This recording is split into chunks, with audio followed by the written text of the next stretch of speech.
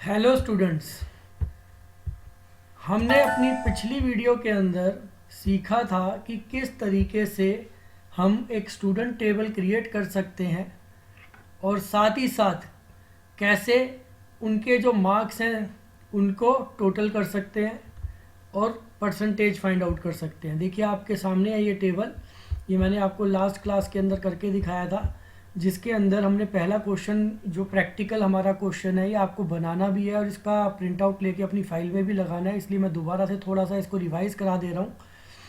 और आज एक नया टॉपिक हम इसी के अंदर साथ में सीखेंगे, जिसके अंदर हम लोग जो है ग्रेड फाइंड आउट करना सीखेंगे कि how to calculate the grade based on the total के बिहाफ पर किस तरीके से अगर हम चाहें तो ग्रेड भी फाइंड आउट कर सकते हैं। तो देखिए ये क्वेश्चन था, create a student worksheet for 10 students with name. जैसा कि आप देख सकते हैं इसमें स्टूडेंट का नाम लिखा है हमने, रोल नंबर, डिपार्टमेंट, मार्क्स के अंदर हमने 5 सब्जेक्ट्स के मार्क्स लिए हुए हैं यहाँ पर, तो ये 5 सब्जेक्ट्स के मार्क्स हैं। और उसके बाद calculate the total and percentage, और उसके बाद हमने टोटल जो है करा और साथ ही साथ परसेंटेज फाइंड आउट की। लास्ट वीडियो के अंदर मैंने आपको ऑटो सम फंक्शन का यूज़ बताया था, ऑटो सम बटन का, कि किस तरीके से इस बटन का यूज़ करके हम आसानी से टोटल कर सकते हैं। तो यह एक तरीका है टोटल करने का। अगर हम चाहें तो हमारे पास और भी तरीके हैं जिससे हम टोटल कर सकते हैं। एक तरीका जो मैं अब बता रहा हूँ आपको, ये पहले भी आपको सिखाया गया होगा, एक बार आपको रिवाइज करवाया जा रहा है। अगर आप ऑटो सम बटन का प्रयोग नहीं करना चाहते तो आप क्या कर सकते हैं, खुद से अपना फॉर्मूला लिख सकते हैं। कैसे लिखेंगे देखिए, मैं इसको डिलीट कर देता हूँ और इसके बाद यहाँ पर दोबारा अपने पॉइंटर को लेके आता हूँ, डैट मीन्स इस सेल को एक्टिव बना लेता हूँ। मैंने इज इक्वल टू का साइन लगाया, उसके बाद मेरे को कौन कौन से सब्जेक्ट्स के नंबर चाहिए, तो ऑब्वियस बात है वो यहाँ से स्टार्ट है। देखिए D4, तो चाहूँ तो मैं खुद से भी टाइप कर सकता हूँ। यहाँ पर देखिए मैंने D4 टाइप कर दिया, आप नोटिस कीजिए ये ब्लू कलर में लिखा आ रहा है और यहाँ पर ब्लू बक्सा बना आ गया इसके चारों ओर, डैट मीन्स इसको इंडिकेट कर रहा है ये। प्लस में दोबारा से करते हैं अगला सेल जो कि क्या है E4, तो हम टाइप कर सकते हैं यहाँ पर E4 हमने टाइप किया, ये ग्रीन कलर का बॉक्स आ रहा है, देख सकते हैं ये इसको रिप्रेजेंट कर रहा है। प्लस में अगला जो बॉक्स है F4, तो देख सकते हैं ये अगला बॉक्स बना आ गया यहाँ पर। अगर आप नोटिस करें तो ये कलर चेंज हो रहे हैं, यहाँ पर अलग अलग कलर्स में नज़र आ रहे हैं। प्लस में G4, तो आपने G4 लिखा तो ये अगला बॉक्स आ गया हमारे पास। प्लस में H4, ये देखिए मैंने H4 टाइप किया तो ये इस तरीके से नेक्स्ट बॉक्स आ गया। अगर मैं गलती से प्लस में I4 भी कर देता हूँ तो देखिए ये वही सेल है जिसके अंदर मैं चाह रहा हूँ मेरा रिजल्ट है, ये इसके अंदर पीछे है, यहीं पर यही हमारा कॉलम है, 4th रो है। तो उस केस में ये मुझे एरर शो करेगा, आंसर नहीं आएगा। तो ध्यान रखिएगा जिस सेल के अंदर आप कैलकुलेशन कर रहे हैं उसके सेल को आपने नहीं लिखना है, उससे पहले के सेल्स लिखने हैं। तो इस तरीके से भी चाहें तो टोटल किया जा सकता है, लेकिन ये ध्यान देने योग्य बात है कि आप या तो खुद लिखें, एक एक सेल को चेक करें। जैसे ये D कॉलम है, 4th रो है, तो D4, फिर अगले को E4, फिर अगले को F4, इस तरीके से सभी सेल्स के एड्रेस को लिख दें। इस प्रकार से लिखने को फॉर्मूला लिखना कहा जाता है। तो देखिए मैंने किया तो ये दोबारा से आंसर बिल्कुल वही आएगा, सेम जो हमने ऑटो सम बटन का यूज़ किया था। ऑब्वियस बात है ऑटो सम तो आसान है ही, इसीलिए मैंने पहले आपको ऑटो सम ही सिखाया था कि आप चाहें तो उसका प्रयोग करके आसानी से टोटल कर सकते हैं। तो ये भी एक अन्य तरीका है जिसके अंदर हम ऐसे लिखकर, अर्थात हर एक सेल का एड्रेस लिख के बीच में प्लस का साइन यूज़ करके अपने सेल्स के एडिशन कर सकते हैं। ये 5 सब्जेक्ट थे, 5 सेल की हमने एड्रेस लिखे और उनको यहाँ पर ऐड कर दिया। या चाहें तो एक और अन्य तरीका भी है, जैसे पिछली बार तो हमने ऑटो सम फंक्शन का यूज़ किया था, फंक्शन भी हम खुद से लिख सकते हैं। ऐसा करने के लिए आपको क्या करना होगा, इज इक्वल टू का साइन लगाना है, SUM लिखना है, ये आपको खुद से टाइप करना होगा। सम फंक्शन का नाम है जिसके द्वारा एडिशन होगा, ब्रैकेट स्टार्ट करना है और उसके बाद स्टार्टिंग सेल जहाँ से आपकी वैल्यू स्टार्ट हो रही है, देखिए यहाँ से आपकी जो एडिशन है स्टार्ट होना है, क्योंकि इससे पहले तो नाम, रोल नंबर, डिपार्टमेंट है, वो तो हमने एडिशन में लेना ही नहीं है। तो यहाँ पे हमारा पहला सब्जेक्ट है इंग्लिश, जिसके नंबर को हमने ऐड करना है, तो इसकी वैल्यू अगेन D4 है, तो आपने D4 टाइप किया, कॉलन का साइन लगाना है अपने आप से। ये कीबोर्ड पे आपको बटन मिल जाएगा, शिफ्ट के बटन के साथ दबाओगे तो एक चिन्ह आ जाएगा। अब सभी सेल नहीं लिखने, सिर्फ अंतिम सेल का एड्रेस लिखना है, और हमारे केस में अंतिम सेल का एड्रेस है H4, तो हम टाइप कर देते हैं H4, ब्रैकेट क्लोज, एंटर। तो ऐसा करने पर नोटिस कीजिए आपका यहाँ पर क्या आ गया, ये टोटल दोबारा से आ गया। तो ये भी एक तरीका है, जो हमारा ऑटो सम बटन दबाने पर फंक्शन लिखा आता था वही हम खुद से भी टाइप कर सकते हैं और इस प्रकार से एडिशन कर सकते हैं। ध्यान रखिएगा ये 4th रो है तो हम यहाँ पर 4 लिख रहे हैं, अगर इसी फंक्शन को यहाँ पे लिखते तो ये 5 हो जाता, यहाँ लिखते तो ये रो नंबर कितनी है 10, तो हम अगर यहाँ लिखते तो ये 10 हो जाएगा। तो जैसे जैसे हम नीचे की ओर आते जाएंगे हमारा रो नंबर चेंज होता चला जाएगा। तो इस तरीके से ये मैंने आपको 2-3 तरीके बता दिए कि किस तरीके से अगर आप चाहें तो टोटल कर सकते हैं। साथ ही मैंने आपको परसेंटेज निकालनी सिखाई थी, तो नोटिस कीजिए ये हमारे पास परसेंटेज का फॉर्मूला है, मैं एक बार दिखा देता हूँ आपको। जो हमने टोटल किया था उस टोटल को हमने डिवाइड किया किससे, 500 से। अगर हम ये मान रहे हैं कि हमारा जो हर सब्जेक्ट का पेपर है वो 100 मार्क्स का होता है, तो हमें 500 से डिवाइड करना है। रीजन बिंग 5 सब्जेक्ट है, 100 मार्क्स का एक सब्जेक्ट है, तो टोटल कितना हो गया 500। तो हमारे जो मार्क्स है कितने में से माने जाएंगे, आउट ऑफ 500। तो जैसे कि ये फर्स्ट स्टूडेंट है, इसके जो 415 मार्क्स हैं अमित के, वो कितने में से, आउट ऑफ 500। तो हमने क्या किया, I4 दैट मीन्स जो टोटल हमने किया हुआ already, divided by 500 multiplied by, ये जो स्टार का चिन्ह आप देख पा रहे हैं ये मल्टीप्लाई के लिए यूज़ किया जाता है। देखिए कीबोर्ड के ऊपर कोई भी मल्टीप्लाई का साइन नहीं है, अगर आपको कहीं भी मल्टीप्लिकेशन करनी है तो उस जगह पर आप स्टार के साइन का यूज़ करेंगे। मल्टीप्लाइड बाय 100, तो हमने इसको 100 किया परसेंटेज निकालने के लिए, क्योंकि जब भी हमें कैलकुलेशन परसेंटेज निकालनी होती है तो हम जो हमारी वैल्यू होती है उसको आउट ऑफ जितनी टोटल वैल्यू से डिवाइड करके मल्टीप्लाइड बाय 100 करते हैं, तो ऐसा करने से हमारी परसेंटेज निकल आती है। तो ये परसेंटेज का फॉर्मूला हो गया। चलिए अब हम अपना क्वेश्चन नंबर 2 जो मैं आपको इसी ही में चेंज करके दिखा रहा हूँ वो सीख रहे हैं। आप इसे नोट भी कर लेंगे साथ में, और ये भी आपने अपनी प्रैक्टिकल फाइल में लगाना है। क्वेश्चन काफ़ी हद तक सेम है। Create a student worksheet of for 10 students with name, roll number, department and marks. Calculate the total and, इस बार जो क्वेश्चन है वो क्या है, calculate the total and percentage पिछली बार था, इस बार है ग्रेड। आपको ग्रेड फाइंड आउट करना है। तो आज हम क्या करने जा रहे हैं, ग्रेड कैसे कैलकुलेट करते हैं यह सीखने जा रहे हैं। तो नोटिस कीजिए ये हमारी टेबल जो पहले से बनी है हम इसी का यूज़ करेंगे। इसके अंदर हमने परसेंटेज ऑलरेडी सीख लिया है कैसे निकालते हैं। मैं इसी के आगे आपको ग्रेड निकालना सिखा रहा हूँ, आप चाहें तो इसको डिलीट भी कर सकते हैं, ये आपकी मर्जी पर है। आपका टोटल मैंने आपको बता दिया कैसे करना है, वो सेम तरीका है। साथ में परसेंटेज की जगह इस बार जो बोला गया क्वेश्चन नंबर 2 के अंदर वो क्या है, ग्रेड निकालना। तो आपको ग्रेड निकालना सिखाया जा रहा है कि किस तरीके से ग्रेड निकाला जाएगा। आप चाहें तो परसेंटेज वाले कॉलम को लीजिए, मैं हटा ही देता हूँ आपके लिए, इसको मैं रखना ही नहीं चाहता, मैंने डिलीट कर दिया सेलेक्ट करके। दैट मीन्स इस बार मैं क्या करना चाहता हूँ, ग्रेड निकालना चाहता हूँ, तो ग्रेड के लिए एक कॉलम बना दिया।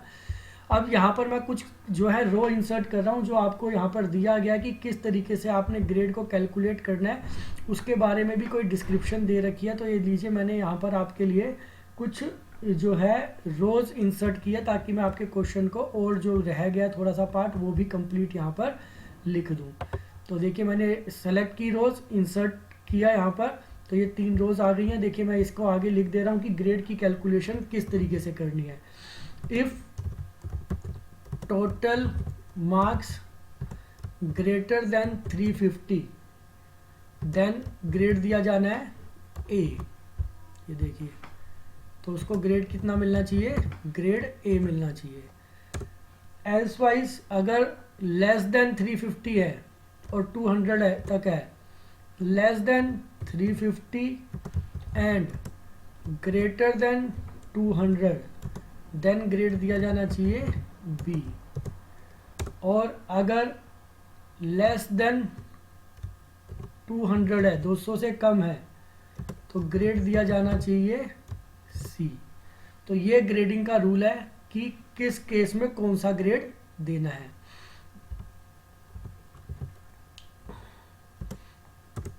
तो टोटल जो हमने किया है, टोटल के आधार पर हमें ग्रेडिंग फाइंड आउट करनी है। ऐसा करने के लिए हम क्या करेंगे, एक फंक्शन का यूज करेंगे जिसके द्वारा हम ग्रेड निकालना सीखेंगे कि ग्रेड कैसे निकाला जाता है। तो देखिए फंक्शन का नाम है इफ़। अगर याद हो तो ये पहले भी आपको करवाया गया है, आज दोबारा से करवाया जा रहा है। हमने फंक्शन सीखना है if is equal to if bracket start, देखिए ये लिखा आता है अपने आप से इसके नीचे, इफ़ लॉजिकल टेस्ट, जो आप टेस्ट करना चाहते हैं उसे यहाँ पर टेस्ट करें। तो फॉर एग्जांपल मान लीजिए मैंने टेस्टिंग करनी है कि टोटल जो है वो कितना है, 350 से ज़्यादा है क्या। अगर 350 से ज़्यादा है तो कौन सा ग्रेड दिया जाना है, जैसा कि आप देख सकते हैं अभी अभी हमने चेक किया ग्रेड ए। तो मैंने टोटल पे लेके आया, इसका एड्रेस आ गया I7, आप खुद से भी टाइप कर सकते थे I7, मैंने पॉइंटर लिया इस पे तो इसका एड्रेस अपने आप ही लिखा आ गया ग्रेटर देन 350, ये मैंने टाइप किया है खुद से। इफ़ I7 की जो वैल्यू है, I7 में किस चीज़ की वैल्यू है, टोटल की वैल्यू है, तो मैंने क्या लिखा, इफ़ I7 की जो वैल्यू है डेट मीन्स जो टोटल है वो ग्रेटर देन 350 है, तो वैल्यू इफ़ ट्रू कोमा लगा के हमें वो वैल्यू लिखनी है जो हम चाहते हैं कि हमारी किस केस में लिखी है, जो ट्रू के केस में लिखी है। तो मैंने यहाँ पर टाइप कर दिया ग्रेड ए। अगर वैल्यू 350 से ज़्यादा है तो क्या लिखा आ जाए, ग्रेड ए लिखा आ जाए। और अगर 350 से कम है तो क्या बचेगी, दो ऑप्शन बचेंगी हमारे पास, एक तो बचेगी ग्रेड बी और एक बचेगा ग्रेड सी। तो हमें फॉल्स वाली वैल्यू उसके बाद लिखनी है, तो कोमा लगाया और यहाँ पर हम कोमा लगा के लिखेंगे इन दोनों वैल्यूज़ को जो कि हमारी ग्रेड बी और ग्रेड सी की है। लेकिन हम अभी अगर लिख देते हैं तो दोनों वैल्यूज़ इकट्ठी नहीं लिखी जा सकती, क्योंकि हम एक समय में एक ही वैल्यू दे सकते हैं।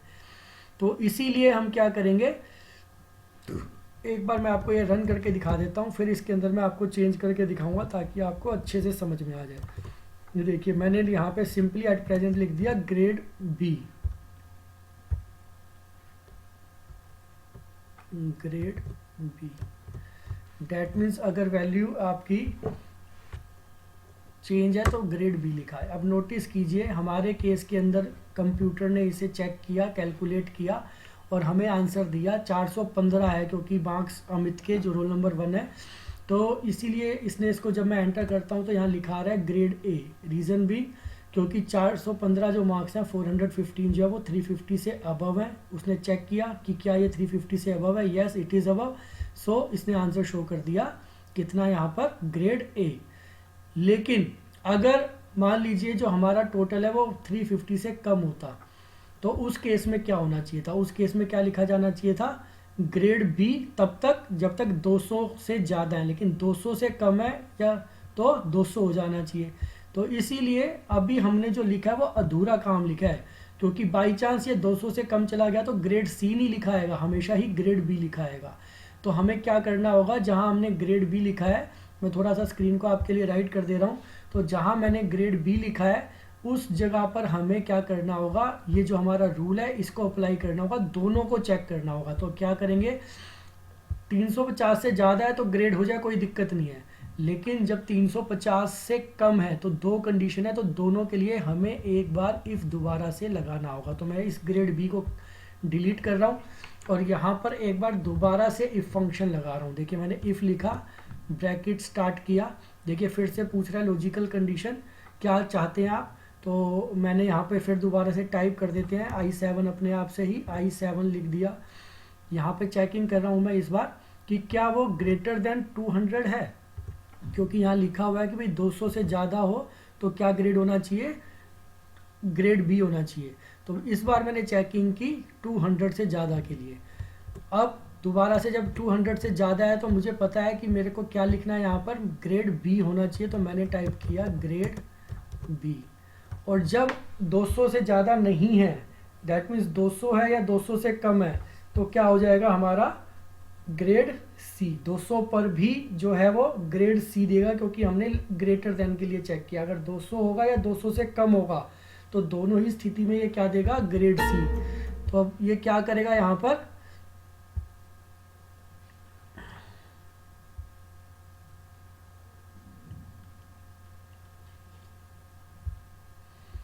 तो देखिए मैं इसको चेंज कर देता हूँ। यहाँ पर ये मैंने अभी पूरा नहीं लिखा था, मैंने ग्रेड बी तक लिखा था, अभी मैं इसको यहाँ पर चेंज कर रहा हूँ। तो ये मैंने यहाँ पर दोबारा से लिखा ग्रेड सी, वो बीच में ही कंप्यूटर ने एरर दे दिया था, अब ये पूरा हुआ है हमारा। तो जब अगर आपका फंक्शन चेक कर रहा है कि I7 की वैल्यू 200 से ज़्यादा है, तो उस केस में अगर 200 से ज़्यादा है तो फर्स्ट वैल्यू आएगी value if true grade B, और अगर 200 से कम है तो वैल्यू क्या आ जाएगी, ग्रेड सी लिखा आ जाएगा। अब देखिए ब्रैकेट जो है वो 2 टाइम्स क्लोज हुआ है, जो कंप्यूटर ने ही कर दिया, मैंने नहीं किया, बजाय कंप्यूटर ने ही बीच में कर दिया। तो ये जो पहला ब्रैकेट क्लोज हुआ है वो तो इसके लिए हुआ है, ये वाला इफ़ के लिए, और जो ये बाहर वाला दूसरा ब्रैकेट क्लोज हुआ है वो ये स्टार्टिंग में जो यहाँ पर हमारा ब्रैकेट स्टार्ट हुआ था इसके लिए क्लोज हुआ है। तो हमें 2 बार ब्रैकेट क्लोज करना होगा, क्योंकि हमने इफ़ के अंदर इफ़ का यूज़ किया, जिसे नेस्टेड इफ़ भी कहा जाता है। तो जो हम यहाँ पे यूज़ कर रहे हैं that is our nested if. अब देखिए मैं इसको रन करता हूँ यहाँ पर, तो आंसर तो वही आ रहा है पिछली बार की तरह, ग्रेड ए। लेकिन जब देखिए मैं इसको कॉपी करूँगा नीचे की ओर, तो जहाँ कहीं भी हमारे मार्क्स कम होंगे उस जगह पर हमारी वैल्यू डिफर आएगी। देखिए मैं रन करके दिखा रहा हूँ आपको, ये ग्रेड सी देखिए लास्ट में लिखा है जहाँ कोई वैल्यू है ही नहीं। इसको तो खैर हम हटा देते हैं क्योंकि वहाँ हमारी वैल्यू ही नहीं है। तो आप नोटिस करें तो यहाँ पर ग्रेड ए 460 ठीक है, 347 क्योंकि 350 से कम हो गया तो ग्रेड बी आ रहा है, 358 ज़्यादा है तो ग्रेड आ रहा है। इसी तरीके से 412 430 के लिए ग्रेड आ रहा है, 348 350 से कम है तो ग्रेड बी आ रहा है, और बाकी जगह ग्रेड आ रहा है। अब ग्रेड सी क्यों नहीं आया, क्योंकि कहीं पर भी वैल्यू 200 से कम है ही नहीं। तो चलिए हम अपनी वैल्यू को जानबूझ के 200 से कम लाने के लिए किसी एक स्टूडेंट के मार्क्स को कुछ कम कर देते हैं। फॉर एग्जांपल मैंने यहाँ पर नंबर कुछ कम करने चालू किए, इस तरीके से मैंने कुछ वैल्यूज़ कम कर दी। अभी भी ये 282 ही पूछा है, इसको और कम करना चाहते हैं तो कुछ वैल्यूज़ को और कम कर देते हैं। यहाँ पर हमने इसकी वैल्यू कर दी इस तरीके से 31, अभी भी ये कुछ ज़्यादा है तो मैंने यहाँ पर और वैल्यू कम कर दी, इसको 35 कर दिया। अब देखिए जैसे ही मैंने ये किया टोटल में चेंज हुआ 183, और ग्रेड भी ऑटोमेटिक चेंज हो गया, किस पर, सी चला गया। एक बार मैं आपको समझाने की कोशिश करता हूँ कि ये कैसे कैलकुलेट हो रहा है। देखिए मैंने इस सेल पे लेके आया, F2 का बटन दबाया, ये आपका पूरा फॉर्मूला लिखा आ रहा है। जब शुरुआत की जाएगी तो चेक किया जाएगा किसको, ये हमारी आई कॉलम की वैल्यू को, I15 इस केस में चेक किया जाएगा I15 को, क्योंकि I15 में है ये। तो क्या करेगा, इफ़ कंडीशन जब हमने लगाई है तो I15 की वैल्यू इफ़ कंडीशन चेक करेगी कि क्या वैल्यू 350 से ज़्यादा है, तो ऑब्वियस बात है नहीं है। अगर नहीं है तो उस केस में हमारी सेकंड वैल्यू मानी जाती है। ये हमारी फर्स्ट वैल्यू ग्रेड है और ये है हमारी सेकंड वैल्यू, जहाँ पर हमने अगेन एक इफ़ दे दिया है। तो डैट मीन्स जब 350 से ज़्यादा नहीं होगा तो दोबारा से चेकिंग की जाएगी, और अगर 350 से ज़्यादा होगा तो उस केस में डायरेक्टली ग्रेड ए लिखा जाएगा, जैसे कि इन केसेस में लिखा आ रहा है जहाँ जहाँ ग्रेड ए है। अगर 350 से ज़्यादा नहीं होगा तो दोबारा चेकिंग की जाएगी। अगर 350 से ज़्यादा नहीं है तो क्या 200 से ज़्यादा है, I15 की वैल्यू को ही दोबारा चेक किया गया है। यदि 200 से ज़्यादा है तो क्या लिखा आ जाए, ग्रेड बी। जैसे कि आप चेक करो यहाँ पर 350 से तो कम है लेकिन 200 से ज़्यादा है तो क्या लिखा आ रहा है, ग्रेड बी। ऐसे ही यहाँ पर 350 से तो कम है लेकिन 200 से ज़्यादा है तो क्या लिखा आ रहा है, ग्रेड बी लिखा आ रहा है। परंतु अगर 200 से ज़्यादा नहीं है तो क्या लिखा आएगा, ग्रेड सी लिखा हुआ आएगा। तो ध्यान दीजिएगा ये जो हमारी इस सेल के अंदर वैल्यू ग्रेड सी आई है 183 की, वो किससे मैच कर रही है, इससे। क्योंकि फर्स्टली चेक किया गया क्या 350 से ज़्यादा इसकी वैल्यू नहीं थी तो फॉल्स पार्ट में चला गया जहाँ एक इफ़ कंडीशन दोबारा लगी हुई है। फिर दोबारा चेक किया गया कि क्या I15 की वैल्यू 200 से ज़्यादा, वो भी नहीं थी तो इसके फॉल्स पार्ट में चला गया, और इसके फॉल्स पार्ट में क्या लिखा हुआ है, ग्रेड सी लिखा हुआ है। तो इसीलिए ग्रेड सी आपका आंसर ये शो कर रहा है।